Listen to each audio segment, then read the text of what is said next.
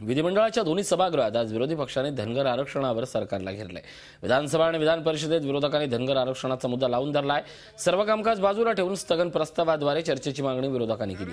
विधानसभेत ही मागणी फेटाळण्यात आल्यानं काँग्रेसनं सभात्याग केलाय, तर दुसरीकडे विधान परिषदेत याच मुद्द्यावर विरोधकांनी गोंधळ घातल्यानं सभागृहात कामकाज काही वेळासाठी तहकूब करण्यात आले। राज्य सरकार गंभीर आहे। जागेवर या, तुमच्या जागेवर या ना।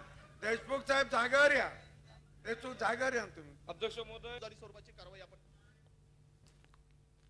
प्रधानमंत्र्यांनी देखील लोकसभेच्या निवडणुकीत समस्त धनगर समाजाला हे आश्वासन दिलेलं।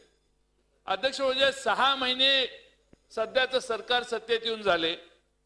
आदिवासी मंत्री महोदयांनी विधान करताना आम्हाला हे अशक्य आहे आणि हे आरक्षण देता येणार नाही असं सांगितलं, हे ठीक आहे, पण राज्यातले 24 आदिवासी आमदार आणि खासदार धनगर आरक्षणाच्या विरोधी असल्याचं जाहीर वक्तव्य देखील आदिवासी मंत्र्यांनी केलेलं।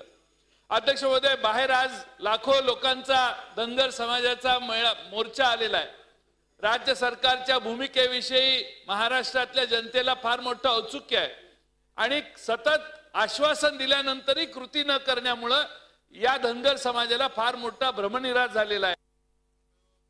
अध्यक्ष महोदय, धनगर समाजाला आरक्षण मिळालं पाहिजे ही या सरकारची भूमिका आणि यामध्ये अध्यक्ष महोदय आरक्षण देत असताना या संदर्भामध्ये न्यायालयामध्ये निवड दिलं आणि न्यायालयामध्ये फेटाळलं गेलं असं होता कामा नये।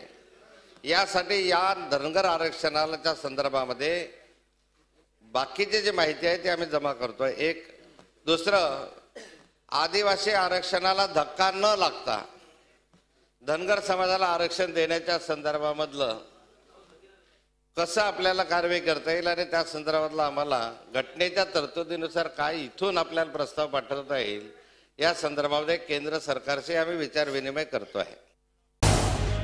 झी 24 तास रहा एक पाऊल पुढे।